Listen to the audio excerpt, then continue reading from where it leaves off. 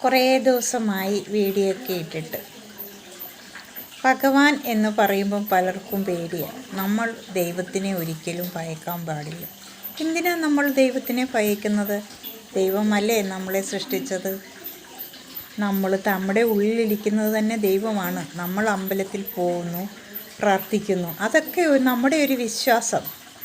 നമ്മുടെ ഹൃദയത്തിലാണ് ദൈവമുള്ളത്. ശരിക്കും പറഞ്ഞു നമ്മൾ കൈ തൊഴുത് പ്രാർത്ഥിക്കുന്നു. നമ്മുടെ കൈ തൊഴുമ്പോൾ എങ്ങോട്ടാ? മേളിലോട്ടല്ലേ തൊഴുതിരിക്കുന്നത്. അപ്പോൾ നമ്മുടെ ഈ പിരിയത്തിൻ്റെ മധ്യഭാഗത്താണ് ഭഗവാൻ.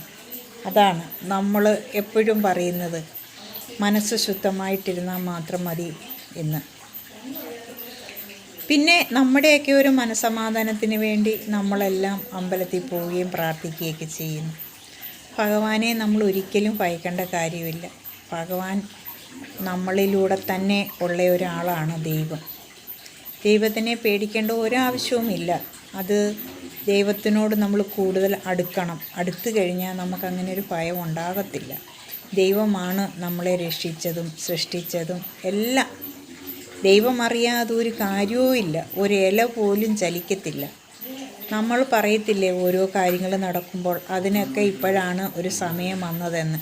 ശരിയാ, എല്ലാത്തിനും ഒരു സമയമുണ്ട്, എല്ലാത്തിനും ഒരു നിയോഗമുണ്ട്. നമ്മൾ എത്ര പ്രാർത്ഥിച്ചാലും നമുക്ക് വരേണ്ടത് വരും. പിന്നെ ചില കാര്യങ്ങളൊക്കെ ഒന്ന് നീങ്ങി മാറി ഒക്കെ ഒന്ന് പോകും. അതൊക്കെയാണ് ജീവിതത്തിലുണ്ടാകുന്നത്. അപ്പം നമ്മൾ നല്ല മനസ്സോടെ വീട്ടിലിരുന്ന് പ്രാർത്ഥിച്ചാലും ദൈവം അവിടെ ഉണ്ട്. അതാണ് നമ്മൾ ഇന്ന് ചെയ്യുന്നത് നാളെ നമുക്ക് കിട്ടും.